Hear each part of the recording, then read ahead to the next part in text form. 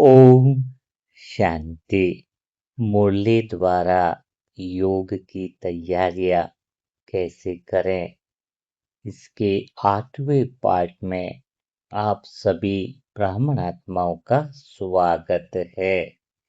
तो धीरे धीरे हम मुरली को समझना सीख गए हैं कि मुरली के द्वारा हम योग की पूर्व तैयारी अर्थात मेडिटेशन स्वतः ही होने लगे, योग लगाना न पड़े, निरंतर घंटों घंटों योग की अवस्था बनी रहे, उसकी प्रैक्टिस मुरलियों के द्वारा होती है।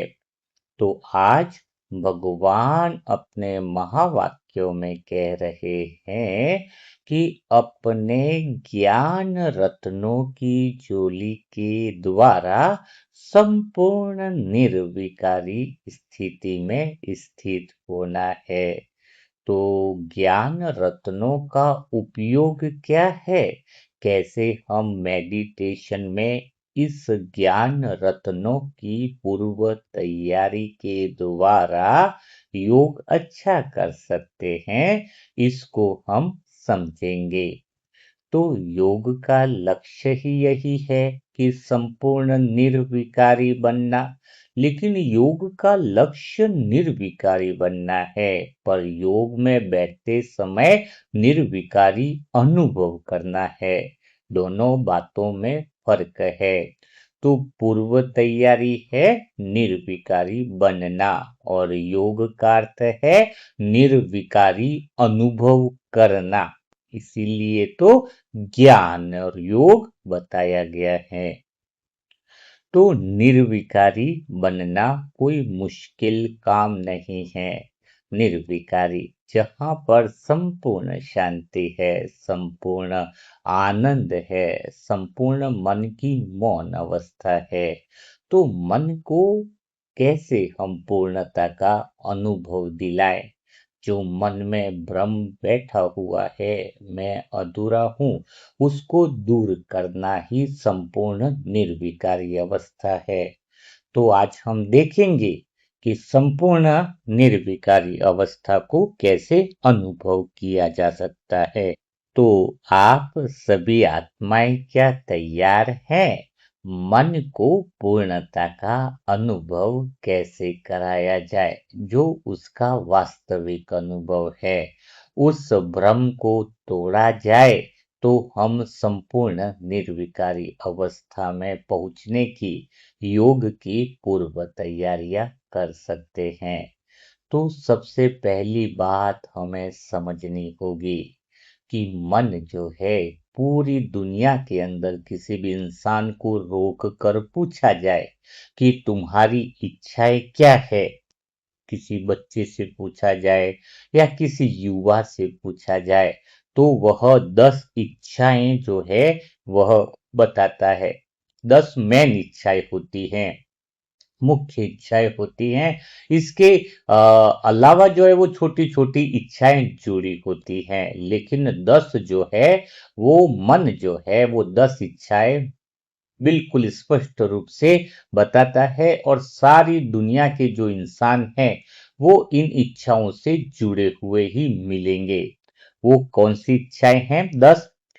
पहली है मेरी पढ़ाई लिखाई हो जाए, है ना। सबकी नहीं हो सकती वो 10 इच्छाएं, लेकिन इनमें से कोई न कोई इच्छा से तो इंसान जुड़ा हुआ ही है। दूसरा है मेरे अंदर कोई हुनर या कला आ जाए। तीसरी इच्छा है मैं अच्छे पैसे कमा पाऊं, जिससे मेरी आजीविका लक्ष्य पूर्ण हो, मेरी जिंदगी बहुत बेहतर रहे। चौथी इच्छा है मेरे रिश्ते सभी के साथ अच्छे हों। पांचवी इच्छा है मेरा स्वास्थ्य हमेशा अच्छा रहे। छठी इच्छा है मुझे जॉब बिजनेस या नौकरी में उच्च पद प्राप्त हो। सातवीं इच्छा है मुझे मान सम्मान और प्रतिष्ठा मिले। आठवीं इच्छा है मैं सारे संसार में गुम कराऊं। नवीं इच्छा है मेरे पास मनोरंजन के सभी साधन होने चाहिए। मेरी 10वीं इच्छा है मैं कोई ऐसी सिद्धि प्राप्त कर लूं। तो ये जो 10 इच्छाएं हैं वो रावण की तरह 10 सर वाली 10 इच्छाएं हैं। उसमें से कोई न कोई किसी का सर गुमा ही रहता है। कोई चाहे वो स्वास्थ्य की इच्छा को पहले नंबर पे रखे, कोई धन की इच्छा को पहले नंबर पर रखे, कोई रिश्तों की इच्छा को रखे, लेकिन इंसान की खोपड़ी में यह इच्छाएं गुमती ही रहती हैं। किसी को भी पूछा जाए, कोई भी यहाँ पर आता है तो वो इच्छा ही बताता है। लेकिन जो जीवन के अंदर सही बात को, सत्य की समझ आ जाती है, उसकी एक इच्छा और होती है जो यहाँ पर कोई नहीं बताता है। रावण की दुनिया में 10 सर की 10 इच्छाओं से परे जो रखे, वो सत्य तक पहुंच जाता है। 11वीं इच्छा जो लिख दे अपनी जिंदगी में, उसकी जिंदगी बदल जाती है। 11वीं इच्छा है। 11वीं इच्छा क्या आपके अंदर है? आप में से बताओ। हाँ, आप में से सभी आत्मा इस समय सुन रहे हैं। हाँ, अगर तुम 10 इच्छाओं में घूम रहे हो, इसी 10 इच्छाएं तुम्हारी खोपड़ी में, तुम्हारे मन में घूम रही है, तो तुम परेशानियों में, दुख में, अशांति में फंसे पड़े हो, भ्रम में फंसे पड़े हो। पूरा जीवन इसी में लगा कर रखा हुआ है। लेकिन जो समझदार होता है, जिसको कुछ समझ मिलती है, कुछ दुनिया से वह अलग होता है, उसकी एक 11वीं इच्छा होती है कि मुझे सभी इच्छाओं से खाली होना है।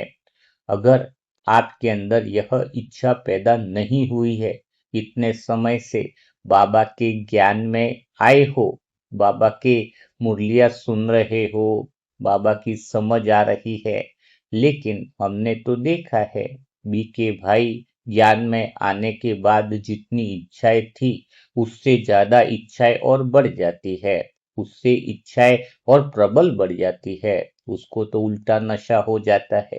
अब तो भगवान मेरे साथ आ गया, अब तो मेरी प्रमोशन पक्की ही है, अब तो भगवान मेरे साथ आ गया है, अब तो बिजनेस कई गुना बढ़ना ही है, अब तो भगवान मेरे साथ आ गया है, अब तो मेरी सफलता निश्चित है। वह इच्छाएं जो यहाँ पर ओरिजिनल 11वीं इच्छा थी, जो ब्राह्मण जीवन का लक्ष्य था, जो भगवान ने बिना लाख लपेट के स्पष्ट शब्दों में कहा है, इच्छा मात्रम अविद्या। हाँ, भगवान के महावाक्य है ना ये तो। ये कोई किसी भाई के नहीं है, किसी दीदी के नहीं है। हम यहाँ पर सिर्फ भगवान के महावाक्यों का चिंतन करते हैं। तो भगवान ने पहली लाइन बोली, इच्छा मात्रम अविद्या, और हम सबसे बड़े अज्ञानता की बोझ में पड़े हुए हैं। अगर हमें वही 10 इच्छाओं के पीछे भागना है, तो क्यों मुरली सुने, क्यों हमारा टाइम बिगाड़े हम। हमारा ये मुरली उन्हीं के लिए है जो सच्चा ज्ञान प्राप्त करना चाहता है, जो दुनिया में सच्ची सफलता प्राप्त करना चाहता है, दुनिया में सच्चा धन प्राप्त करना चाहता है, जो दुनिया के धन से ऊपर है, जो सच्चा भाग्य बनाना चाहता है, उसके लिए यह ज्ञान है, उसके लिए यह समझ है। तो जो आत्मा योग की पूर्व तैयारियां करना चाहती है, सच्चे दिल से घंटों घंटों योग में डूबना चाहती है, वह इन 10 इच्छाओं से पार हो तो ही योग हो सकता है। वरना आप गलतफहमी में मत रहो। मैं आपको किसी तरह की गलतफहमी में रखना ही नहीं चाहता हूँ, क्योंकि पूर्व तैयारियां जो है, इसके बाद जो पश्चात का कॉलम आएगा, उसमें वही आत्माएं प्रवेश कर पाएंगी जो सच में पूर्व तैयारियां कर बैठी हों। तो अपने जीवन में पहली इच्छा जो भी हो, 10 हो, तो यह है यज्ञ। 11वीं इच्छा का नाम क्या रखना है कि मेरी कोई इच्छा नहीं। अब आप सोच रहे होंगे, मेरी कोई इच्छा ही नहीं मतलब सारी इच्छाओं से मैं मुक्त हो जाऊं। 11वीं इच्छा क्या है कि मैं सारी इच्छाओं से मुक्त हो जाऊं। आपको पता है, सारी इच्छाओं से मुक्त हो जाए, मन खाली हो जाए, तो उस खालीपन में क्या क्या मिलने वाला है, अगर तुम सोचोगे तो तुम्हारी तो पांव तले जमीन निकल जाएगी। इतना जबरदस्त उपलब्धि है। कोई ऐसा तो नहीं होगा कि कोई इच्छा छोड़ रहे हैं। स्व अनुभव हम मिलने वाला है। क्या मिलने वाला है वो बाद में बताऊंगा मैं। है, उस मन की पूर्णता के अंदर जो जिंदगी है, जो आनंद है, जो मजे हैं, वो तो शायद अलग ही होने वाले हैं। लेकिन मैं आपको शब्दों के द्वारा वहां तक ले जाने का प्रयास कर रहा हूं। मेरे शब्द ईश्वर तक जरूर पहुंचाएंगे, ये शब्द लेकिन निमित्त हैं। इस बात को समझना है।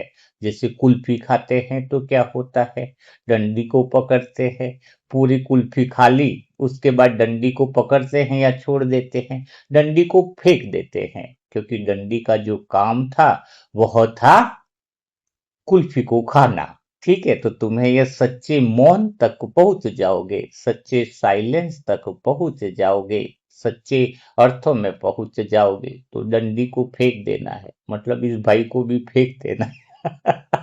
भाई तो दिखता नहीं है तो फेंकने की क्या जरूरत है। लेकिन ये डंडी है, डंडी मना निमित्त आत्मा जो समझा रही है। निमित्त आत्माओं का रोल इतना ही होता है, जैसे घर भरा हुआ है तो किसी को बोलते हैं कि इस घर को खाली करने में मदद करो, पुरानी चीजें हैं, घर किसी का शिफ्ट करते हैं ना, तो वो क्या करते हैं, यहाँ से ये खाली करो, ये सामान खाली करना है, तो कोई मदद करता है घर को खाली करने में। पूरा घर खाली करना है, शिफ्ट करना है, तो निमित्त आत्मा सिर्फ आपको मदद करती है। मन में विचारों से खाली करने में, इच्छाओं से खाली करने में, तुम्हारे अंदर जो बुराइयां हैं, तुम्हारे अंदर जो अशुद्धिपन है, तुम्हारे अंदर जो अपूर्णता का ज्ञान है, जो तुम्हारे अंदर भ्रम पड़ा हुआ है, जिसके द्वारा तुम योग नहीं कर पा रहे हो, भगवान से मिल नहीं पा रहे हो, तो बस खाली मेरे शब्द निमित्त बन रहे हैं तुम्हें भगवान के करीब ले जाने के लिए। यह शब्द जो अमल कर लेगा, एक एक शब्दों को जिंदगी में उतार लेगा, तो यह भगवान का वायदा है कि तुम परमात्मा के गहरे घंटों घंटों प्रेम में डूब जाओगे। इतना डूब जाओगे, योग लगाना मुश्किल छोड़ो, भगवान को भूलना मुश्किल हो जाएगा। घंटों घंटों भगवान के प्रेम की मीरा बन जाओगे। लेकिन जरूरी है उन बातों को फॉलो करना। 11वीं इच्छा लाने के लिए कौन कौन आत्माएं तैयार है, कौन कौन तैयार है? शरीर से बोलना नहीं, मन से कौन तैयार है 11वीं इच्छा लिखने के लिए कि हे परमात्मा, मुझे ऐसी समझ दो कि मेरी सारी इच्छाएं खाली हो जाए। कौन कौन तैयार है, ईमानदारी से बताओ। आगे यज्ञ है, आगे यज्ञ का हवन कुंड है, तो इसी समय हम विधि करेंगे। जो तैयार है, जो पकड़ करके बैठा है इच्छाओं को, वो तो नदी का एक किनारा छोड़ेगा तो दूसरे किनारे पर आना पहुंचना आसानी होगा। पहला किनारा पकड़कर दूसरे किनारे पर तो योग में पहुंचा नहीं जा सकता है। आप सभी आत्माओं को यह तो छोड़ना ही पड़ेगा। अंदर से देखो, मुझे लग रहा है कई सारी आत्माएं सोच रही हैं, सारी इच्छाओं को तो नहीं छोड़ूंगी, कुछ इच्छाएं तो पकड़ के रखूंगी। हाँ, तो तो कुछ आत्माएं सोच रही होंगी, दो चार छह इच्छाएं तो छोड़ने के लिए तैयार हूं, पर थोड़ा पति का ये हो जाए वो इच्छा तो रहनी चाहिए। कोई लोग बोल रहे होंगे सारी इच्छाएं तो छोड़ दूं, ये छह सात जो भाई ने बोला है, लेकिन बेटी की शादी की बात है, वो एक हो जाए तो बहुत बढ़िया है। किसी का सोच रहा होगा ये कर्जा नहीं पड़ जाए, वो इच्छा तो रख ही लेती हूँ, बाकी इच्छाएं छोड़ देती हूँ। तो यह अपनी मनमत हो जाएगी, अपना अहंकार हो जाएगा। और यह बात भरोसे में तुम्हें रखनी चाहिए कि आ, अगर तुमने मन को खाली कर दिया तो तुम्हारी गाड़ी जो है, जीवन रूपी गाड़ी जिसको कह रहे हैं, वह स्वतः ही चलने लग जाएगी, फिर बोझ नहीं रहेगा, फिर जिम्मेदारियां नहीं रखेंगे, है ना। तो यह बात समझनी होगी। तो जो जो भी 10 इच्छा है, उसको सामने हवन कुंड जलाओ जैसे ब्राह्मण यज्ञ करता है। और भगवान ने कहा है यह तो सबसे बड़ा यज्ञ है, सबसे बड़ा यज्ञ कहा है कि नहीं कहा है। तो उस यज्ञ में हम सभी आत्माएं तैयार होते हैं, अंदर हमारी लिस्ट रखते हैं सारी जो इच्छा है, तो हम पहली इच्छा को उस हवन कुंड में डालते हैं। सभी लोग तैयार हो जाओ। मुझे थोड़ा मजा भी आता है, क्योंकि मैं तो उस अवस्था में बहुत आनंद से रहा हूं ना। तो किसी की बहुत गहरी इच्छा है जो चिपकाव लगा के बैठे हैं, कभी कभी शरीर की भी इच्छा है वो भी त्यागना पड़ेगा, फिर आपको मजा आएगा ना। आगे की जो इच्छा है, खाली खाली होने में जो मजा आएगा, फिर आपको वो भी तो बताएंगे कि खाली होने में क्या मिलेगा। लेकिन मैं आपको वहां पर उस कमरे में तो ले जाऊं जहां खाली कमरा है। कैसे बताऊं आपको, मैं शब्दों के द्वारा वहां तक आपको पहुंचा रहा हूं। हाँ, वहां पर उस स्थान पर ले जाना चाह रहा हूं जहां पर संपूर्ण आनंद है। तो जो इच्छाएं आपकी है, उसको सामने हवन कुंड में भगवान को साक्षी रखो, परमात्मा को साक्षी रखो, साथ में मुझ निमित्त आत्मा को भी साक्षी रखो, ताकि मुझे सारी आत्माएं, भले मैं यहाँ पर बैठा हुआ हूँ, लेकिन मुझे हर एक आत्मा सामने उपस्थित हुई दिखाई दे रही है। हर एक आत्मा जो है, हाँ, हर एक आत्मा मुझे सामने दिखाई दे रही है। नाम नहीं लेना चाहूंगा, तो हर एक आत्मा जो है वो कोई पकड़ न रखे। हाँ, पति को बदलना ही है, शरीर की बीमारी ठीक होना ही है। हाँ, कोई जॉब में है, जॉब लगना ही है, घर में ये बदलना ही है, पाचन तंत्र ठीक होना ही है। जो भी है, जो भी सारी जो इच्छाएं हैं, हाँ, जो भी सारी इच्छाएं हैं, सभी का त्याग करना है। तो हवन कुंड सामने तैयार है, भगवान को साक्षी रखकर हम आज 8वें भाग की तैयारियां पूर्व करेंगे। जिन्होंने पिछले सेशन तय सुने नहीं हैं, वो भगवान की याद में सुने। अच्छा, उन शुभ इच्छाओं को भी त्याग करो। हाँ, कि बहुत इच्छाओं में बंधना नहीं है, काम हम कोई करने वाले ही नहीं तो स्वतः ही होगा। कोई बोलेगा हम 3 सेंटर बढ़ाने बढ़ाने वाले हैं, तो क्या ये इच्छा है? नहीं, भगवान को समर्पित है हमारा जीवन जो है, वो ये ध्यान रखता है। लेकिन ये जो 10 इच्छा है, जो देह से संबंधित जो इच्छाएं है, जो आगे बता रही है तुम्हें, ये क्या है? पैसा कमाना है, प्रमोशन होना है, रिश्ते अच्छे, ये सब इच्छा जो देह से रिलेटेड है, और सारी दुनिया है। तो हम एक एक इच्छाओं को यज्ञ में स्वाहा करते हैं। तो पहली इच्छा, हे परमात्मा, हम तुझे साक्षी रख कर, हाँ, क्योंकि हमें तो सच्चे योग में पहुंचना है। हे परमात्मा, हे मीठे बाबा, हम आत्माएं तैयार बैठी हैं उस सत्य का, पूर्णता का अनुभव करने के लिए, जो हमारा स्वभाव है, जहां पर सारी तरीके से निश्चिंतता है। हम उस अवस्था का अनुभव करने के लिए, हम उस रूम में प्रवेश करने के लिए, हम इन सारी इच्छाओं को स्वाहा करने के लिए तैयार है।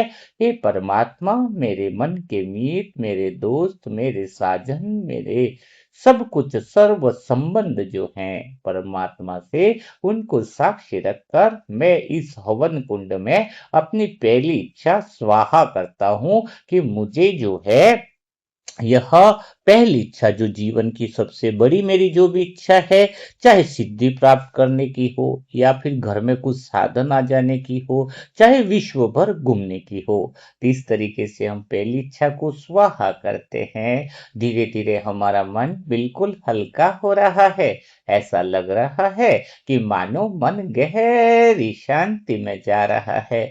ऐसा अनुभव हो रहा है कि हम बहुत सारे बोझ से मुक्त हो रहे हैं।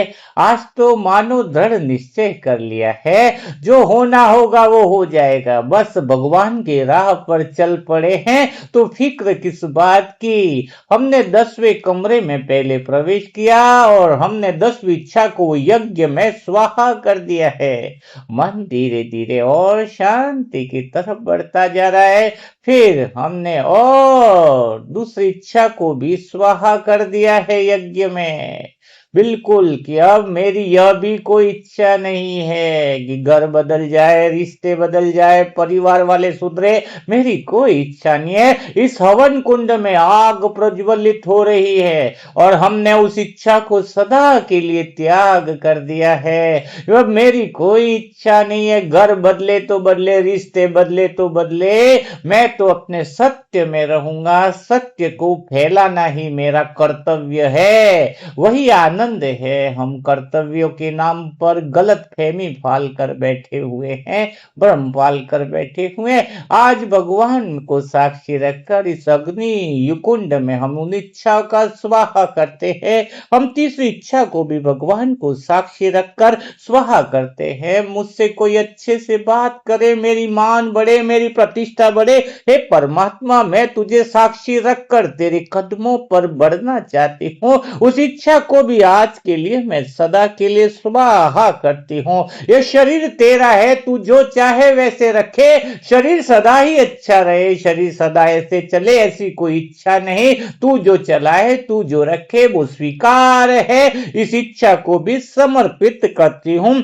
और मेरे जीवन के अंदर कोई हुनर आ जाए, कला आ जाए, इस तरह से पांचवी इच्छा को भी स्वाहा कर रही हूँ। बहुत सारा धन आ जाए, बहुत सारी चीजें हो जाए, जीवन में सुख सुविधा आ जाए, मेरे रिश्ते निभ जाए, मुझे प्रमोशन मिल जाए, इन सभी इच्छाओं को भी परमात्मा तेरी याद में तुझे साक्षी रखकर मैं स्वाहा करती जा रही हूँ। योग की अग्नि प्रज्वलित होती जा रही है, पर अंदर भीतर में मानो सुकून मिलता जा रहा है।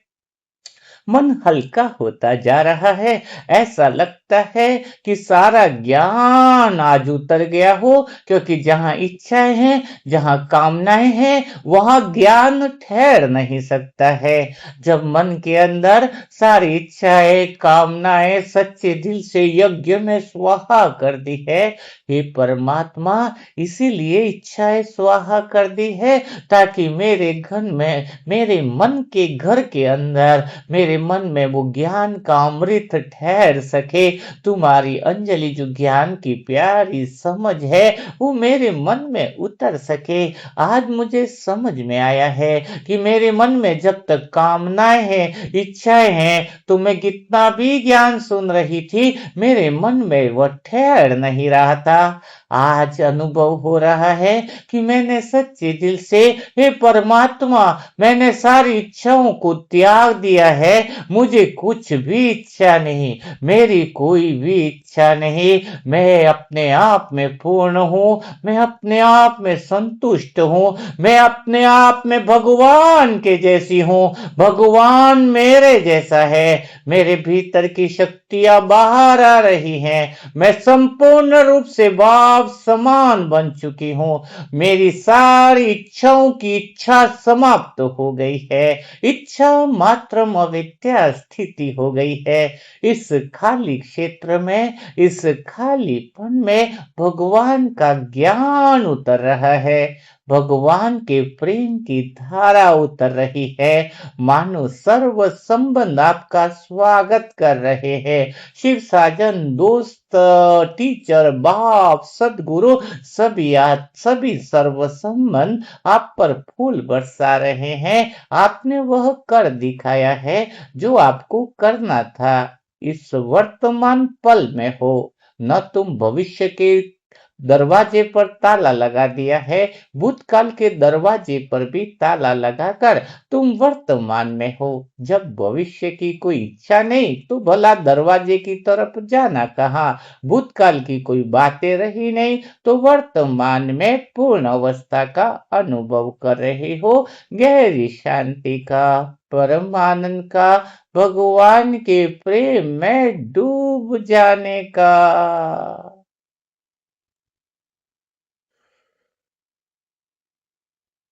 तो ये शुरुआत है, पूर्व तैयारी की यह क्या है, शुरुआत है। तो अब हम आगे देखेंगे, हाँ, आगे हम समझेंगे कि जब हम सारी इच्छाओं से खाली होने का लक्ष्य रखते हैं, खाली होने का जब हम अनुभव लाते हैं, तो हमें क्या मिलता है हमारे जीवन के अंदर। आपको पता है, खाली होने में जब मन खाली हो जाता है, मन पूर्ण हो जाता है, तो सबसे पहला वो खालीपन के अंदर एक गहरा एहसास जो है, वो बहुत तुम्हारे जीवन में अनुभव बनकर उतरता है। वह खाली एहसास कौन सा है, सुनना चाहोगे? खाली चीज का बड़ा महत्व है।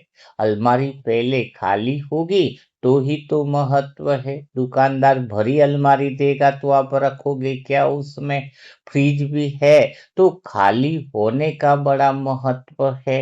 आया ना समझ में? खाली हो जाए तो उसमें कुछ रखा जा सकता है। तो सबसे पहली बात आपको पहला राज खोलेंगे। उस पूर्णता के अंदर सबसे पहला जो मन को खाली करने का एहसास में, उस खालीपन में सबसे पहला एहसास जो दिखता है, जो रखा जाता है, वह है जिंदा होने का एहसास। उस मन के अंदर कौन सा एहसास है? मैं जिंदा हूं सदा के लिए। यह शरीर में एहसास जो होता है, कुछ समय के लिए जिंदा हूं। इच्छाएं कुछ पैदा होती है तो हम लोगों को बताते हैं कि भाई मैं हूं। 10 लोग बैठे हैं तो बीच में जब तक अपनी बात नहीं बोले तो उसको लगता है मैं मुर्दा हूं। जब मैं कुछ करता हूं तो उसको लगता है कि मैं जिंदा हूं। लेकिन वो जो जिंदा होने का एहसास है, वह भी वास्तव में मन की पूर्णता के केंद्र से ही आ रहा है। शरीर अपना अनुभव नहीं कर सकता है।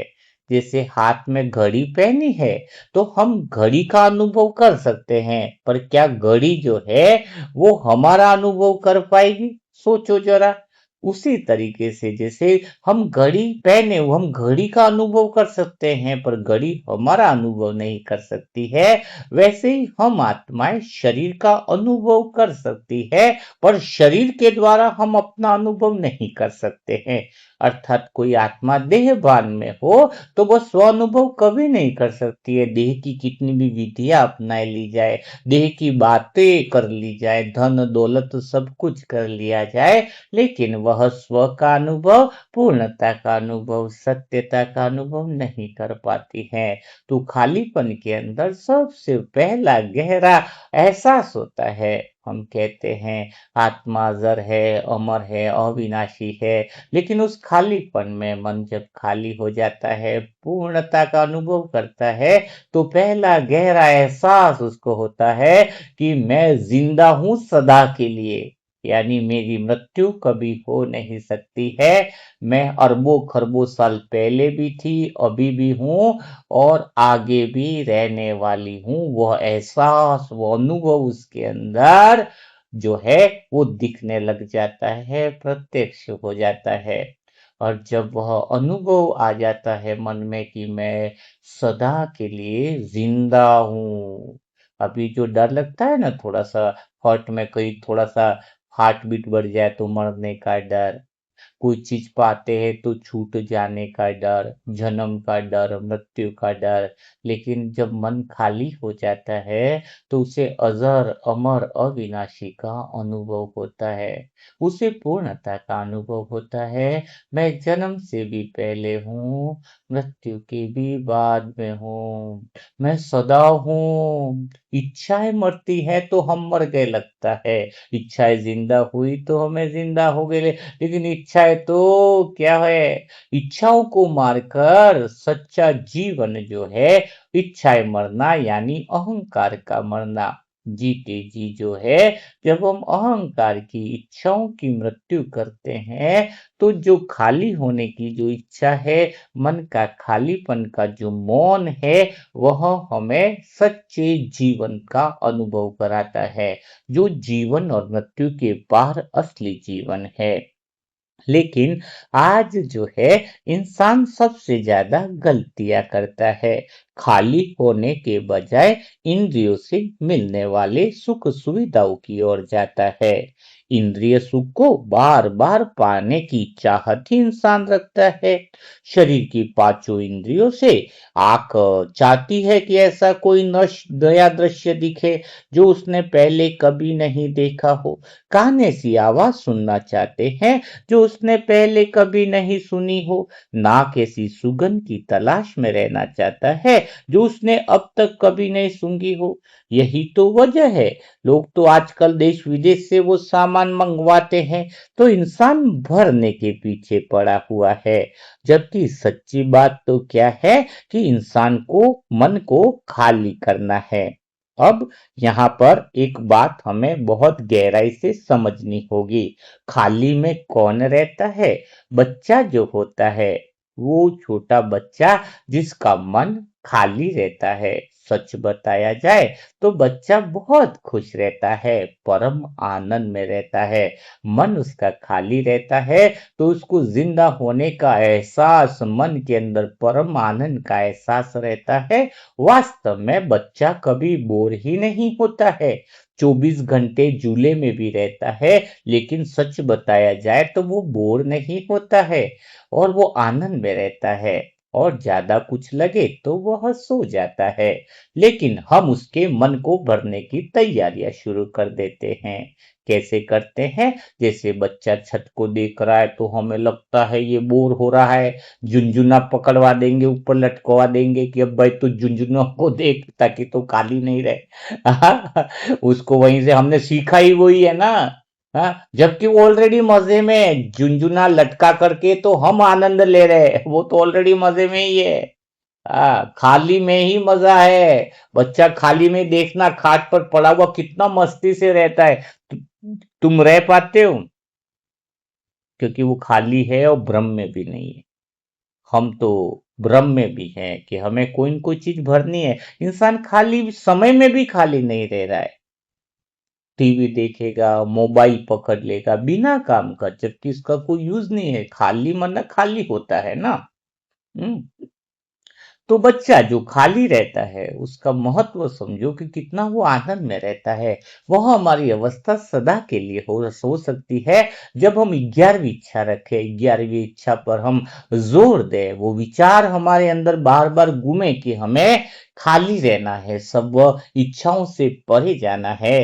तो वो जब चेतना में वो बातें उतर जाए, आत्मा यानी ए मन आयोजन करो इस बात का। जब विचार बार बार होंगे तभी तो अंदर आयोजन होगा। यही तो पूर्व तैयारियां है। तो आज से जैसे कोई आयोजन करता है ना, हाँ, आयोजन नहीं करता जो शादी ब्याह फंक्शन के आयोजन करता है। तो आयोजन ए मना आत्मा, आत्मा मना टी का अर्थ कल बताएंगे, नहीं तो फिर सारा आयोजन का टेस्ट हो जाएगा ना। हाँ, आयोजन का टेस्ट हो जाएगा तो मूल अनुभव होगा। तो ए मना आयोजन करना। किसका आयोजन करना? योग के पूर्व तैयारियों का आयोजन करना, मन को खाली करने का आयोजन करना, मन को इच्छाओं से परे, इच्छाओं से मुक्त करने का आयोजन करना। और आपको तकलीफ किस बात की है? अभी तो यह आपका 8वां पाठ है। अभी तो 25-30 पाठ तक पहुंचोगे ना, तो आपका मन बिल्कुल खाली ही रहेगा। स्व अनुभव तक योग से पहले ही पहुंच जाओगे। तो सोचो योग में क्या स्थिति होने वाली है।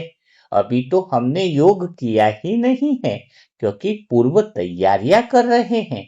कई सारे नए बच्चे भी हैं, पुराने बच्चे भी हैं। तो पुराने सेशन जरूर सुना करें। तो अब हम तैयारियां करते हैं खाली होने की। उसको एक कहानी के द्वारा पहले समझते हैं। खाली होने के महत्व को आपको बताया जा रहा है, ताकि आप उसकी तरफ पहले आकर्षित हो। समझो कि रावण की 10 सर में 10 इच्छाओं में नहीं जा करके मेन इच्छाओं में जाना है। हाँ, 10 इच्छाओं को तो स्वाहा कर दिया, यज्ञ आज कर दिया, सच्चा सच्चा आहुति का यज्ञ कर दिया है हमने। ठीक है। तो खाली को खाली रखें। तो उसको एक कहानी से हम समझते हैं। एक समय की बात थी, एक व्यापारी था। बहुत ध्यान से कहानी को सुनना। उसके पास एक जहाज था। वो जहाज से क्या करता था, अलग अलग शहरों की यात्राएं करता था। मतलब एक बिजनेसमैन था, थोड़ा सा इधर से सामान खरीदा, थोड़ा उधर से खरीदा। और फिर बीच में कुछ शहर ऐसे भी आते थे जहां पर वो सामानों को बेच लेता था। तो उसके कई सारे मित्रों ने उसको कई बार समझाया कि इतनी बड़ी यात्रा करते हो, चुनौती आती है, रिस्क रहती है, तो तुम्हें थोड़ा सा तैरना सीख लो। ये जो तैरना सीख लोगे ना, वो तुम्हारे जीवन में बहुत काम आएगा। लेकिन उसको बिजनेस का इतना बड़ा लक्ष्य था, पैसा कमाने का इतना अ, जुनून चढ़ा हुआ था कि वह हमेशा उसी में लगा रहता, बोले टालता रहता था, बहाने बनाता रहता था। हाँ, मैं सीखूंगा, दोस्तों को बोलता था नेक्स्ट ट्रिप करके आऊंगा तो जरूर सीखूंगा। अब की बार मैं चला जाता हूँ और नेक्स्ट टाइम आऊंगा तो मैं खाली रहूंगा, तब मैं सीख लूंगा।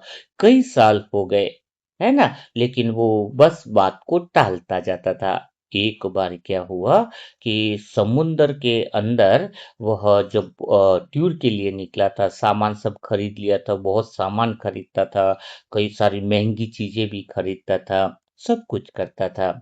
तो उसने सब कुछ करके बस आगे की यात्रा के लिए निकल गया। मित्र ने उस दिन भी उसको समझाया था कि कम से कम तुम कुछ तो सीख लो, हाँ, तैरना। लेकिन वो बात नहीं मानता था। तो मित्र ने एक बात कही, एक काम करो तुम, ये खाली ड्रम मैं देता हूँ, चलो तुम्हें तैरना नहीं आता है तो कोई दिक्कत वाली बात नहीं है, लेकिन ये खाली ड्रम लेकर के जाओ, मुसीबत के वक्त तुम्हारे काम आएगा, यह तैरने में उपयोगी हो सकता है।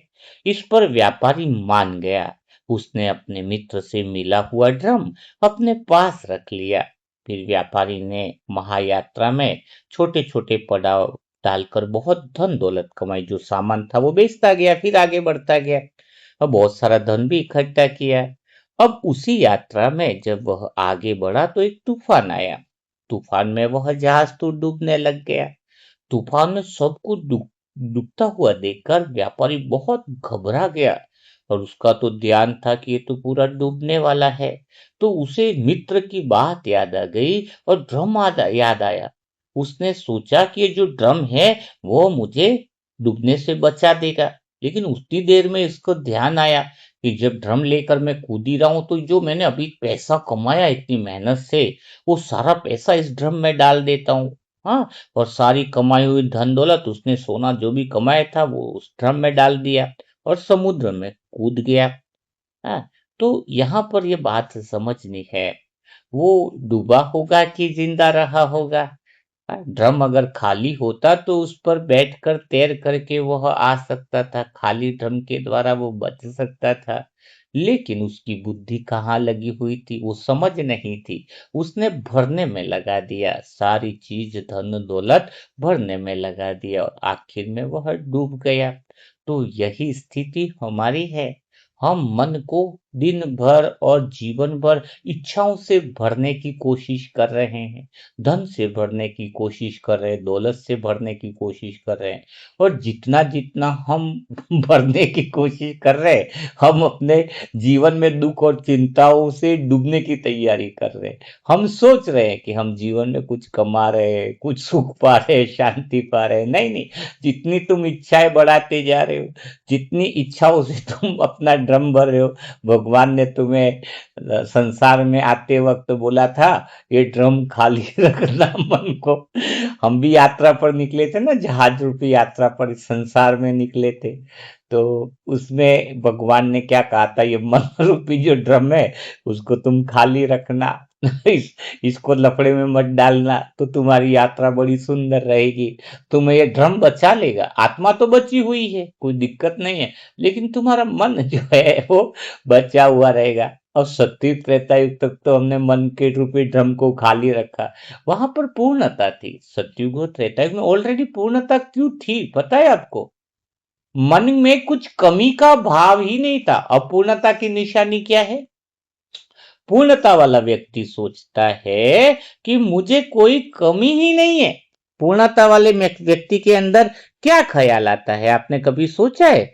पूर्णता वाला जो व्यक्ति है उसके अंदर कभी ये ख्याल ही नहीं आता है कि मैं अपूर्ण हूं, मैं अधूरा हूं, मेरे अंदर कोई कमी है।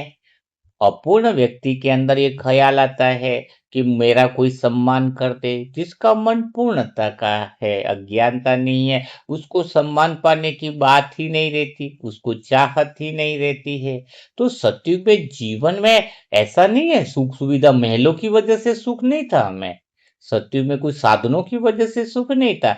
सतयुग में जो सुख का आधार था वो हमारे मन की पूर्णता का भाव था। सुबह उठते ही कोई विचार ही नहीं आता है, कुछ बनने की चाह नहीं रहती है, क्योंकि बने बनाए हैं। यहाँ तो सुबह उठ करके चाहत हो जाती है, अब ये बनाए वो बनाए, वैसा करे वैसा बनना चाहिए। सुबह से ही 3 बजे 4 बजे उठते ही लिस्ट शुरू हो जाती है। तो सतयुग में जीवन क्यों बहुत बढ़िया था? क्योंकि हमारा मन पूर्णता में था और ज्ञान की जरूरत ही नहीं थी। जब हमें याद ही है, वह हम अनुभव से जी रहे हैं, पूर्णता के अनुभव से ही हम 2500 साल जी रहे हैं। हमारी कर्मेंद्रिया कुछ खोज ही नहीं रही है, कुछ पाने की चाह ही नहीं, क्योंकि कुछ कमी का अनुभव ही नहीं है। पूर्णता मन सभी प्राप्तियों का स्व अनुभव स्वतः ही होता है। तो इस समय भी हमें मन को क्या क्या मिला है वह बातें सोचनी चाहिए। भगवान मिला, ज्ञान मिला, समझ मिली, भाग्य बनाने का अवसर मिला, कितनी सारी प्राप्तियां हमें भगवान कह रहा है। और हमारी प्राप्तियों पर तो ध्यान नहीं है। हमारे मौसा मौसी कैसे हैं, भाई बंधु कैसे है, पड़ोसी में क्या है, हमारा ध्यान तो उन सारी बातों पर है, जबकि हमारा ध्यान तो प्राप्तियों पर होना चाहिए। तो जो मन रूपी खाली ड्रम मिला था, जिसमें ऑलरेडी पूर्णता थी, वो खाली मन, जिसमें इच्छाओं से खाली मन था, जिसमें कोई कमी का एहसास नहीं था, वैसी से तो हम बचे हुए थे। लेकिन वापस युग आते ही हमने ड्रम शुरू कर दिया भरना। मुझे धन चाहिए, ले धनाधन भरे, हमारे रिश्ते अच्छे हो, फिर हमारी देरानियां अच्छी हो, बेटे को बहू अच्छी मिले, उसको ये मिले। अब ड्रम तो इतना भर गया है, ड्रम इतना भर गया इच्छाओं से कि इंसान के, किसी इंसान को देखता हूँ ना भी, रास्ते पे आया हुआ या चल रहा है, वो इतना बड़ा ड्रम का बोझ है। वो बोझ कौन सा है पता है तुम्हें? जो आज इंसान जो है वो मेंटल हॉस्पिटल बन गया है, या फिर जो वो एक्चुअल में इंसान तो दिखता ही नहीं है। वो जो परतें हैं ना, इच्छाओं की परतें उसके ऊपर इतनी चढ़ गई है, इतना ड्रम की इंसान की शक्ल चुप हो गई है। वो पीछे से चल रहा है तो ड्रम ही ड्रम दिखता है, किसी का भी कोई बात भी करता है। और बात यह नहीं है कि वो इच्छाओं से भरा हुआ ड्रम जो उसे डुबा रहा है, उसका साधन तो वो साथ में लेकर के चल रहा है। किसी इंसान को आज मारने की जरूरत ही नहीं है। किसी इंसान को वो खुद ही अपने कर्मों से, अपनी इच्छाओं से मर रहा है। क्या इंसान, भगवान क्या, यमराज क्या सजा देने आएगा? इंसान खुद अपनी अज्ञानता की वजह से दिन रात स्वयं को पीड़ा दे रहा है, स्वयं को अशांत कर रहा है। एक इच्छा पूरी हुई नहीं, दूसरी इच्छा और ड्रम में भर देता है। तो सोचो जरा, द्वापर युग से हमने इतनी इच्छाएं भर रही है कि कलयुग से आते आते तो इच्छाओं का भंडार लग गया है। मेन बात है, अज्ञानी आत्मा इच्छा रखे तो चलेगा, लेकिन ज्ञानी आत्माएं भी समझने के बाद भी, सही समझ होने के बाद भी इच्छाएं रख रही हैं। इच्छा मात्र में अविद्या स्थिति नहीं हुई है, वो 11वें कॉलम पर नहीं आई है। तो यह तो समय की बात है, अभी समय बड़ा नाजुक है ना? तो समय के अनुसार हमें अपनी सही समझ होनी चाहिए, सही परख होनी चाहिए, भगवान से सच्चे दिल से बातें होनी चाहिए। क्या बातें होनी चाहिए? कि हमारे अंदर ही परमात्मा सच्ची समझ हो जाए। हाँ, सच्ची समझ जब हो जाएगी, खाली मन ही मंदिर है? और भगवान से बातें हो दिल से कि ये परमात्मा है शिव साजन, मैंने मन को विचारों से भर दिया, योजनाओं से भर दिया, दुनिया की योजनाओं से भरा, चिंताओं से भर दिया, पुरानी बातों से भर दिया। फिर कहती रही कि मुझे तू अनुभव में क्यों नहीं आता है। आज समझ में आया है, जहाँ सामान भरा हो वहां मेहमान कहाँ बैठेगा। अब मन को खाली करना चाहती हो ताकि तेरी उपस्थिति को स्थान मिले। भाई कोई कमरे में बहुत सामान भरा पड़ा हो तो मेहमान कहाँ पर बैठेगा? भगवान को बोलो, हे परमात्मा मेरे मन मंदिर में आ जा। भगवान कहता है तेरे मन में तो तेरी जेठानियां, देवरानियां, रिश्ते, नाते, बच्चे, फूल है तेरा कमरा। तो भगवान कहता है बाय बाय टाटा, जगह ही नहीं अंदर। पहले जगह तो करो। हाँ हाँ, पहले जगह तो करो तो कि भाई मन खाली तो हो, तो भगवान भी आकर के बैठे। हाँ, भगवान की उपस्थिति का स्थान मिले। हम्म। एक्चुअल में इंसान संसार से थोड़ी थका है, अपने विचारों से थका है, तो भगवान को सच्ची बात कहे, हे परमात्मा, मैं आत्मा तो लोगों को दोष देती रही, परिस्थितियों को दोष देती रही, समय को दोष देती रही। आज देखा है मैंने कि मुझे मेरे विचारों ने थकाया है, एक ही बात को 100 बार सोचने की आदत ने मुझे थकाया है। यह जब बात समझ में आती है तो कितना सिंपल सा ज्ञान है। और सबसे बड़ा जो नशा है वो भगवान का ही है। दुनिया के नशे तो कुछ देर के लिए बुलाते हैं, भगवान तेरी याद का नशा तो मुझे मुझसे मिला देता है। दुनिया के नशे होश छीन लेते हैं, तेरी याद का नशा ऐसा है जो होश जगा देता है। इसलिए अब मैं भूलना नहीं चाहती हूँ बाबा, मैं तो जागना चाहती हूँ। मैं प्रेम खोज रही थी और प्रेम तो मेरा स्वभाव निकला। मैं शांति खोज रही थी और शांति तो मेरा स्वरूप निकला।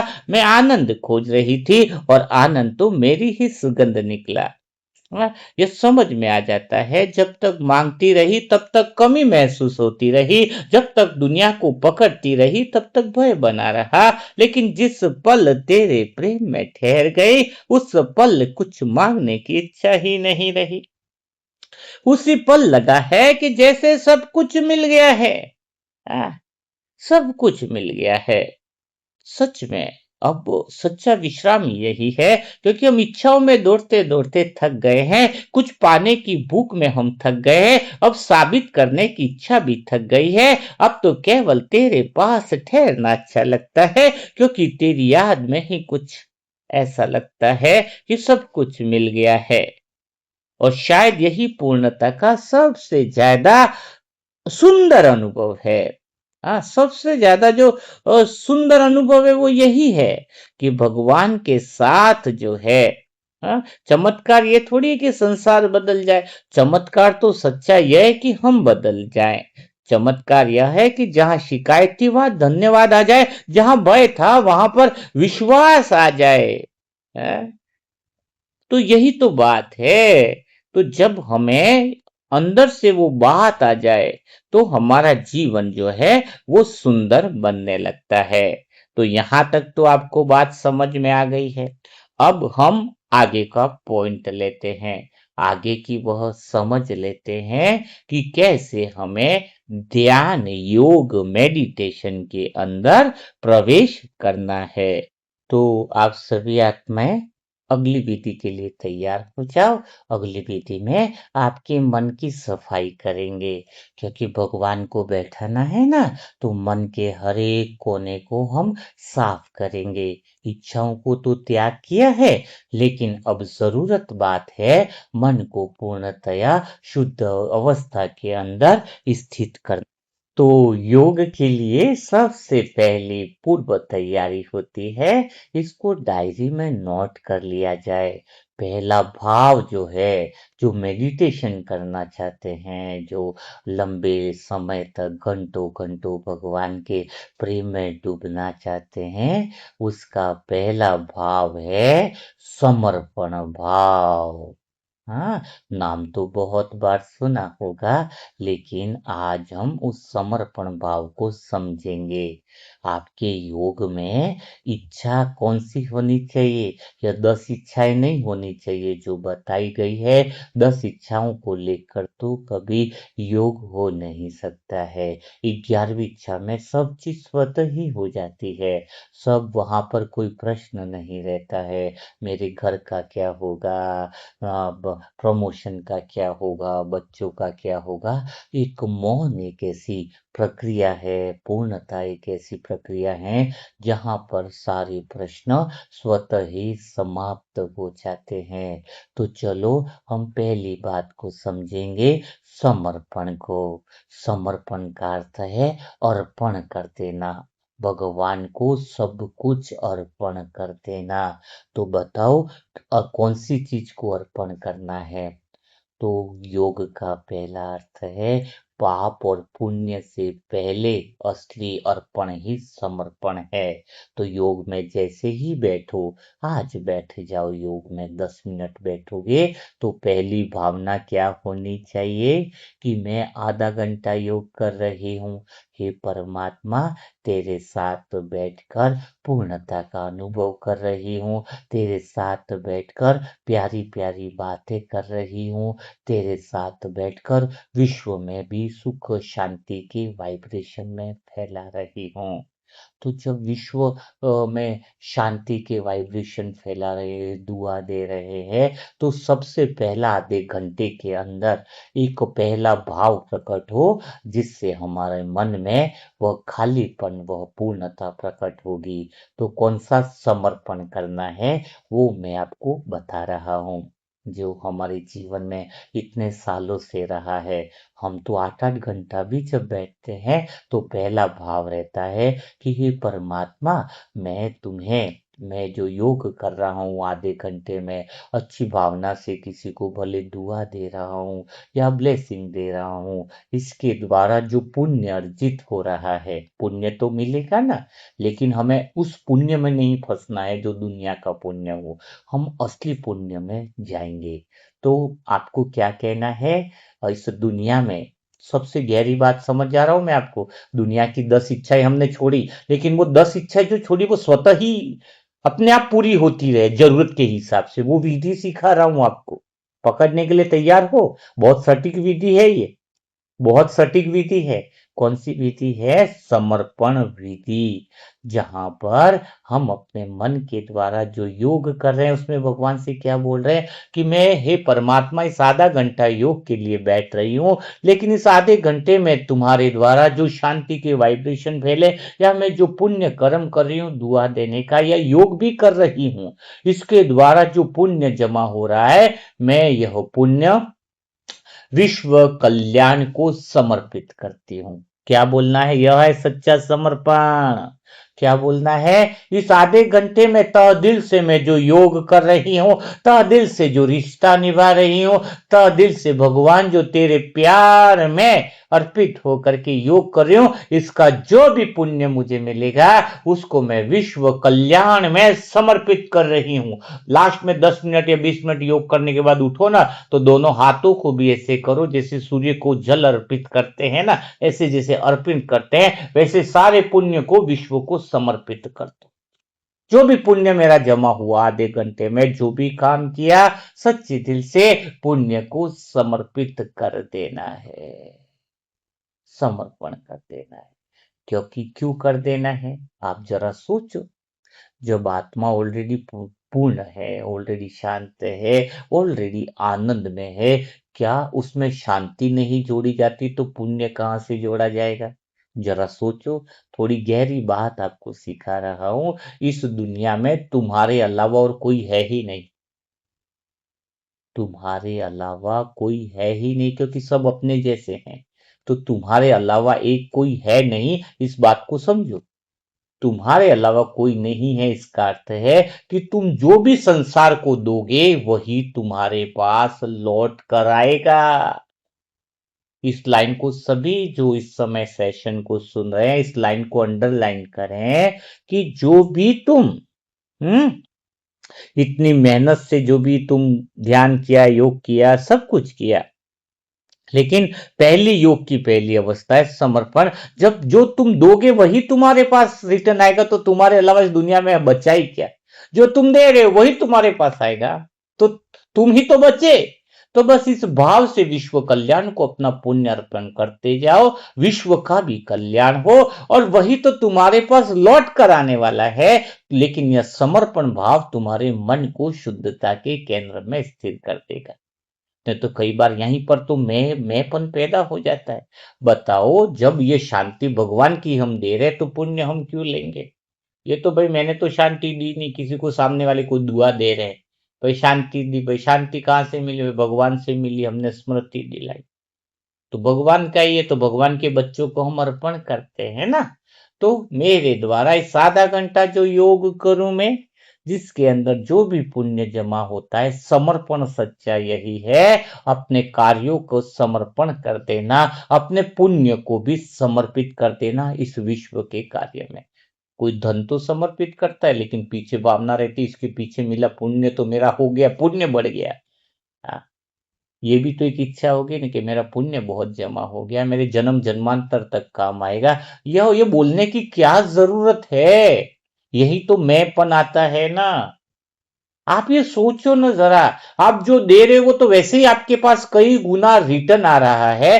तो अगर आप शुभ भावना दे रहे हो तो शुभ भावना रिटर्न आएगी, और पुण्य को भी दे दोगे तो पुण्य भी तो रिटर्न आएगा कि नहीं आएगा? यहां पर क्यों फंसे हुए रह जाते हो? कोई आत्मा है, बहुत बीमार है, और हमें समझ, मैं आपको नाम नहीं बताऊंगा, नहीं तो वो पुण्य खत्म हो जाएगा। एक पिछले 1 महीने के अंदर नाम नहीं लूंगा, लेकिन जिसकी बहुत बड़ी स्टेज थी, खतरनाक स्टेज थी, लेकिन मुझे उसकी बातों से लगा कि उस आत्मा को बचना चाहिए। तो बस मैं आधा घंटा योग किया, प्लस साथ में यह वाक्य जब हम बोलते जाते हैं किसी के लिए कि इस आत्मा का हिसाब किताब कम पड़ रहा हो, ज्यादा बढ़ रहा हो, तो हे परमात्मा, तो मेरा पुण्य जो है इस समय जो किया है, वास्तव में वो पुण्य मेरा भी कैसा हुआ? भगवान ने ही तो कराया है, तो हमारा हुआ कैसे? पहली बात तो इस पुण्य को भी इस आत्मा को समर्पित करती हूँ, इसका जीवन पीड़ाओं से मुक्त हो जाए। सच्चे दिल से भावना कर। जिसको डर लगता है अपना पुण्य छोड़ने में भी, वह आत्मा बाप समान नहीं बढ़ सकती। एक ही है जो देने का काम करता है। देखो, पूर्ण आत्मा की एक निशानी है, पूर्ण आत्मा की निशानी है, वो सब कुछ विश्व कल्याण के लिए श्वासोश्वास समर्पित कर देता है। वो सिर्फ देने वाला होता है। पूर्ण आत्मा मांगने की इच्छा नहीं रखती। पूर्ण आत्मा सूक्ष्म में भी इच्छा नहीं रहती कि मुझे कुछ मिल जाए। भगवान को भगवान क्यों कहते हैं, यह बात जब समझ में आ जाए, भगवान में सूक्ष्म भी इच्छा नहीं है कुछ पाने की। सोचो जरा, भगवान सिर्फ देता जाता है, इसलिए उसको पूर्ण कहा जाता है, संपूर्ण कहा जाता है, और हम बाप समान हैं। तो ये पहला भाव जब होता है, इतना भी जो इंसान पुण्य को भी छोड़ दे, इसका मतलब वह पूर्णता की श्रेणी में आ जाता है। तो पहला जो समर्पण है, अर्पण कर देना, ये पुण्य भी विश्व कल्याण में बाबा अर्पित कर लो। किसी आत्मा के काम आ जाए, किसी विश्व के काम आ जाए, और यह बात गहरी समझ में आ जाए कि जो तुम संसार में लगा रहे हो, तुम जो दे रहे हो वही रिटर्न आ रहा है, तो पुण्य को भी पकड़ना नहीं है। तो संसार में जब आप किसी के लिए कुछ भी अच्छा कर रहे हो, तो वो घूम फिर कर आप तक आने ही वाला है। अगर आप किसी दूसरे के लिए कुछ बुरा करता है, तो वो घूम फिर कर आप तक निश्चित आ जाता है, क्योंकि यहाँ कोई दूसरा है ही नहीं, एक आप ही बचे सच में देखा जाए तो। दूसरों को कुछ अर्पण करने से आपकी अपनी ही उन्नति होती है। ऐसा करने से आपका जो हृदय है वो करुणामय बन जाता है, शुद्ध बन जाता है, निस्वार्थ बन जाता है, आप में समदृष्टि आ जाती है। इस तरह से देखा जाए तो पाने से ज्यादा देने में तुम्हारी उन्नति होती है। समर्पण कर लो अपने आप को। हाँ, है ये बात समझ में आई कि नहीं आई? है? और यह मन की गहराई है। आप योग में प्रवेश करने की तैयारियां कर रहे हो, जब आप दूसरे को पुण्य कर्म भी दान करने के लिए तैयार हो, तो आपका मन शुद्धता में आने लगता है। मन जो है वो कैसे होने लगेगा? प्योरीफाई होने लगेगा। तो पहली विधि आपको बताई, कौन सी बताई? समर्पण की, योग की तैयारी के अंदर 8वें पाठ के अंदर यह विधि को समझना होगा। पहला बताया था इच्छाओं का त्याग, 11वीं इच्छा रखना, दूसरा मन को खाली रखना, और तीसरा बताया है आपको समर्पण। फिर आगे की पॉइंट आती है पावर ऑफ साइलेंस। अगर आप मन को साइलेंस में रखते हो, ज्यादा से ज्यादा अपनी स्वोन्नति के लिए आधा 1 घंटा 2 घंटा एकांत में रहने का अभ्यास करते हो, मुख से बोल जितना कम करोगे, मन में जितना मौन लाने की कोशिश करोगे, क्योंकि मौन वह दृश्य शक्ति है जो पूर्णता का अनुभव कराती है। मन को दूसरी बातों से वनवास। राम भी 14 साल वनवास किए तो कुछ कर दिखाया ना। तुम भी अपने मन से संसार को 14 साल के लिए वनवास तो करो। और एक साल एक दिन भी वनवास करने को तैयार नहीं हो। राम 14 साल वनवास किया तो राम भगवान बन गए, श्री राम बन गए। हाँ, 14 साल तुम 14 साल के लिए महल छोड़ दिया, 14 साल के लिए सुख सुविधाएं छोड़ दी, 14 साल के लिए कितना कुछ छोड़ दिया राम ने। और तुम्हारे लिए तो 1 साल के लिए बोलो महल मत छोड़ो, मोबाइल छोड़ दो, तो सामने वाले का मर्डर भी कर डालो। मोबाइल छोड़ दूं मैं, और तर्क तो बड़े बड़े दोगे। तो तर्क तो तुम्हारे ऐसे है क्योंकि तुम्हारा मन तर्कों में तो माहिर है। बोले और बोलेंगे घर छोड़कर वहां पर सेंटर पे कहीं जाके सेवा करनी, घर छोड़ना पड़ेगा। अच्छे घर के आसपास हो तो ठीक है, जो तुमसे घर छूटने को तैयार नहीं है, वो तुम कहां पर सत्य के मोहल्लों में आओगे, ऊंची दृष्टि में कहां पर आओगे। नहीं, थोड़ी कड़वी बात है। हाँ, राम राम जी की जगह अच्छे थे, तुम नहीं थे। हाँ, तो इतना 14 साल का वनवास, जिन्होंने भी कुछ किया है वो एकांत में, दादिया भी मौन में रही ना। तो दूसरी अवस्था है, जितना दिन भर में व्यर्थ बातें कम बोलते हैं, एक सच्चा वनवास करते हैं, तो धीरे धीरे हम योग के लिए तैयारियां शुरू कर देते हैं। यही तो बात है। और मन में व्यक्तिगत लाभ नहीं रहा ना, समर्पण में अंदर क्या हुआ, हम व्यक्तिगत अपने लिए कुछ नहीं करने वाला हूँ। हाँ, तो यह योग में जब हम बैठते हैं ना, पूर्व में खुद ऐसे बैठता हूँ, हे मीठे बाबा मैं अभी योग करने वाला हूँ, उसका जो भी पुण्य अर्जित होगा वो मेरे मनसा परिवार की आत्माओं के कल्याण में लगा देना, जीव कल्याण के लिए अर्पित कर देता हूँ, मैं उसका समर्पण करती हूँ। जब यह पवित्रता सच्ची यही है, यही तो करुणा का भाव है। इस भाव के साथ अपना योग शुरू करें। और शुरुआत में इतना मजा आएगा तुम्हें, लेकिन शुरुआत में तुम तो योग से पहले ही बैठकर भाभी का अच्छा हो, दादाजी का अच्छा हो, ये अच्छा हो, मेरा ये तो होना ही चाहिए बाबा। अरे क्या पता कि योग कर रहे हो, इससे तो मैं कहता मंदिर में चले जाओ। हाँ, क्या है ये। हाँ, दुनिया के लिए मैं को 11वीं इच्छा को प्रकट करना है। हम ये तो जब हम योग करें तो सच्ची भावना ही भगवान ने दुआ देने का मतलब क्या है। योग में यही शुरुआत हो कि मैं जो योग कर रहा हूं उसका भी पुण्य अर्जित हो, वो जीव कल्याण में अर्पण कर दूं, मैं उसका भी समर्पण कर दूं। यह पवित्रता का भाव, यह करुणा का भाव, इस भाव के साथ योग की शुरुआत हो तो फिर आपको बल मिलेगा जीव कल्याण के प्रति। मन में भावना लाएं कि विश्व के सारे आत्माएं, इस समय आपका जो तप का बल मिला है, वह भावनाएं अंदर से जो शक्ति आपने अर्जित करी है, वो सारे विश्व कल्याण में प्रवाहित हो रही है। सोचो जरा। और धीरे धीरे आपका योग का बल बढ़ता जाएगा क्योंकि आपकी भावनाएं शुद्ध हैं।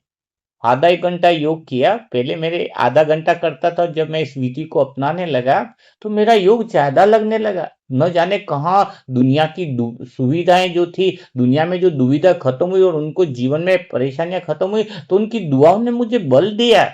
एक अदृश्य शक्ति मेरे साथ काम करने लगी क्योंकि मैं योग में बैठ रहा था, तो मेरे को पता है कि मेरी भावना इतनी शुद्ध है। यह भी मुझे तो नहीं रहता। आज भी मैं बता दूं कि सत्युग में 108 में आ जाओ, ऊंचे महले में रह जाओ, सबसे बड़ा राज्य तो मन की पूर्णता का है। आप सोचो जरा, आप सदा हो। तो जब मैंने योग किया कि यह मेरा पुण्य बल भी, जो भी आत्मा मिले, पूरे विश्व के कल्याण में जो तप बल मैंने इकट्ठा किया, योग बल जो इकट्ठा किया है, वो मैंने दुनिया के लिए देने के लिए योग करता था। और धीरे धीरे क्या हुआ, क्या उससे मेरा योग बल कम हो गया? क्या मैंने इतने समय से योग कर रहा हूं, क्या पुण्य देने से मेरा पुण्य कम हो गया? नहीं, वो कई गुना बढ़कर हमारे पास आता है। योग की शुरुआत की तैयारियां, पूर्व तैयारियां मैं आपको सिखा रहा हूं। हाँ, तो कितना मजा आता है। मन में भावनाएं लाएं कि विश्व के सारे जीव, जो इतने भी लोग हैं, वो इस योग से जो है वो फायदा ले पाए। तो यह होती है पूर्व तैयारियां होती है। अब हमें फिर से तीसरी तैयारियां करनी है शरीर की, क्योंकि शरीर को भी तो तैयार करना पड़ेगा कि नहीं करना पड़ेगा, बताओ। तो शरीर को कैसे तैयार करोगे? किसी का शरीर सबका अलग अलग है। कोई आधा घंटा बैठ पाता है, कोई 1 घंटा बैठ पाता है, कोई बार बार उठता है। सबका चुलबुला शरीर है, किसका क्या शरीर है, किसका क्या है। तो सबका शरीर जो है वो अलग अलग है। तो किसी के शरीर में स्वास्थ्य संबंधी दिक्कत है, किसी के शरीर में कुछ ना कुछ इश्यूज चलते हैं। तो फिर बताओ उस समय हम शरीर को कैसे करें। तो यहां पर एक बात बहुत अच्छे से तुम्हें समझनी होगी। यह बात जिसने समझ ली वो घंटों घंटों योग कर सकता है। हमारे अंदर इस स्थूल शरीर के अलावा एक शरीर और है, जो अन्न, ये तो अन्नमय शरीर हो गया ना। दूसरा है प्राणमय शरीर, फरिश्ता शरीर, सूक्ष्म शरीर। अन्नमय शरीर को बीमारी हो सकती है, तकलीफ हो सकती है। अन्नमय शरीर का हाथ भी कट सकता है, कटा हुआ हाथ वाला भी योग करता है। लेकिन जो हमारा जो सूक्ष्म शरीर है वो परिपूर्ण है, उसको कभी कोई तकलीफ नहीं हो सकती है। इसलिए भगवान ने हमें दो शरीर दिए हुए हैं। एक तो बाहर का शरीर भी है और एक लाइट का शरीर, सूक्ष्म शरीर भी है, जो कभी नहीं खत्म हो रहा है। वो तुम्हारे साथ है। उसमें आंखें नहीं फूट सकती है, उसमें उसमें सर दर्द नहीं होगा, उसमें पाँव में किधर भी दर्द नहीं होगा। सूक्ष्म शरीर में कुछ प्रॉब्लम नहीं आने वाली है। तो हमें उस सूक्ष्म शरीर का आह्वान कर, इमर्ज कर। जब वो प्रैक्टिस हो जाएगी तो 8 घंटा छोड़ो, आप घंटों घंटों हो जाओगे योग में।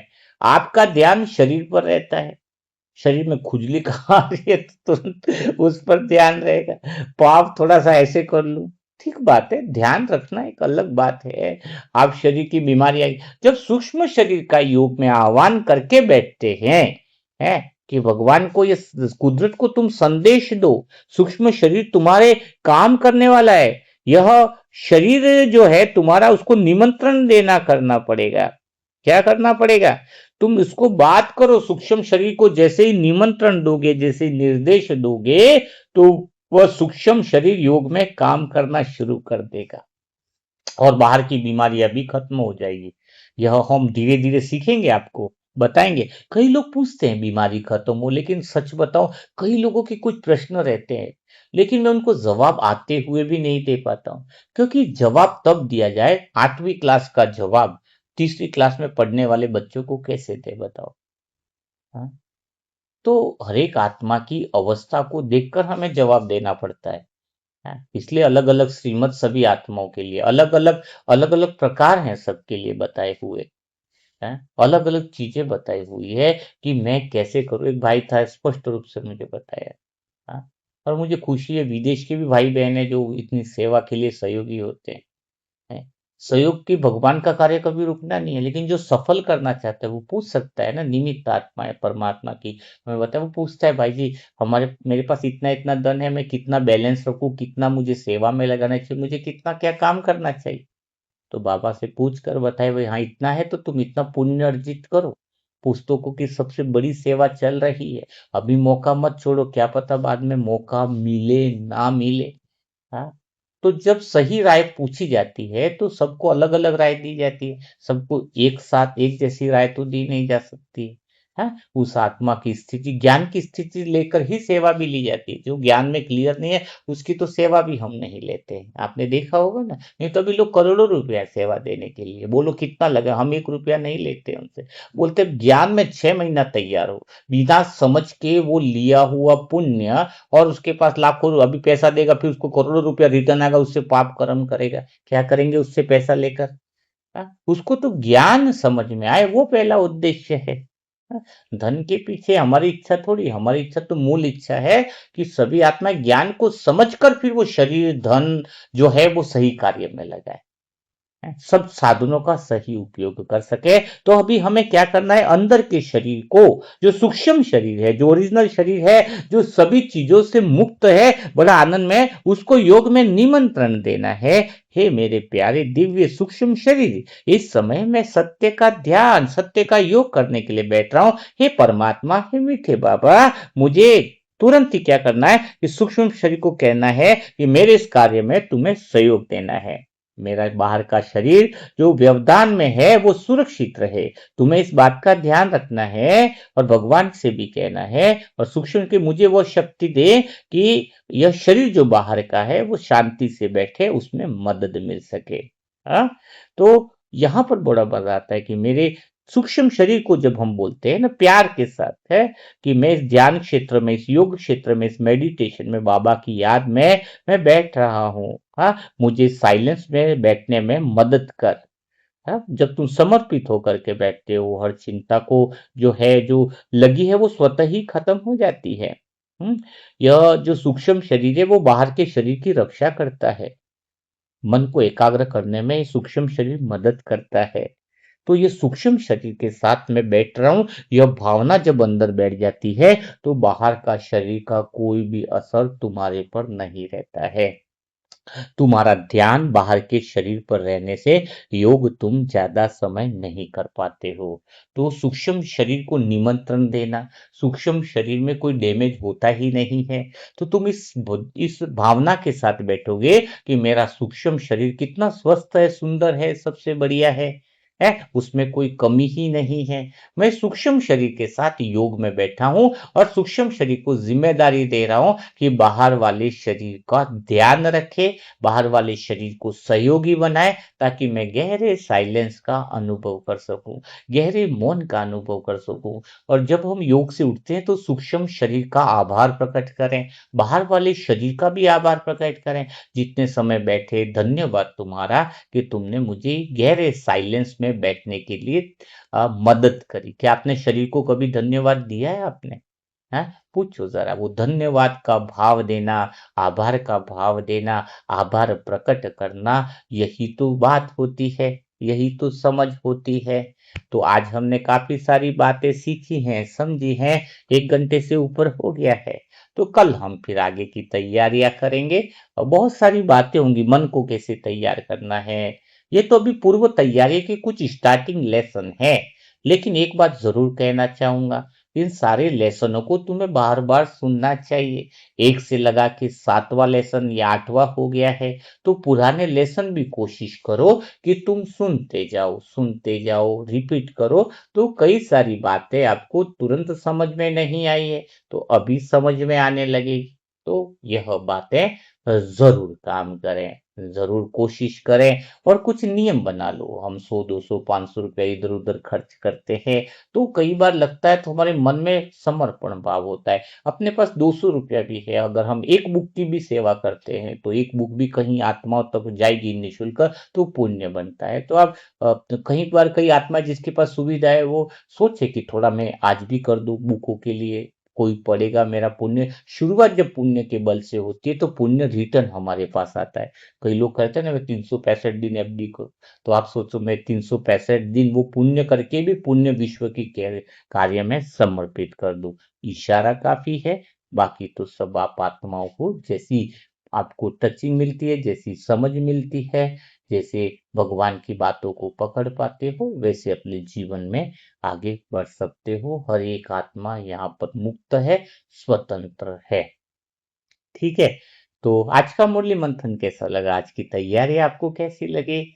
आज की भाग 8 था। अधिक से अधिक आत्माओं को यह मुरलिया का जो योग की प्रॉब्लम है सेंटर में, या तो उनको बोलो ये 8 भाग जरूर सुन ले। तो पहला भाग, दूसरा, ऐसा पहला भाग आप उनको भेजना शुरू करें, ताकि उनके जीवन में भी कुछ परिवर्तन आता है तो आपको मदद मिलेगी वो वायुमंडल बनाने के अंदर। तो कमेंट बॉक्स में जरूर हर एक आत्मा लिखे कि आज के लिए उन्होंने क्या सीखा है, क्या समझा है। और कोई आत्मा मूल्य मंथन बुक वगैरह मंगवानी चाहती है तो ऑर्डर के लिए मोबाइल नंबर है 7202921969। फ्री पे कोई बुकें पढ़ना चाहती है, वीडियो देखना चाहती है, तो उसके लिए लिंक कमेंट बॉक्स में दिया हुआ है। और साथ में लिंक जो है वो वीडियो के डिस्क्रिप्शन बॉक्स में भी दिया हुआ है, जिसका फायदा आप सभी आत्माएं उठा सकते हैं। तो कल फिर मुलाकात करेंगे ऐसे दिल छू जाने वाले नए मुरली मंत्र के साथ, नई बातों के साथ। तब तक के लिए सभी प्यारे भाई बहनों को ओम शांति, ओम शांति, ओम शांति।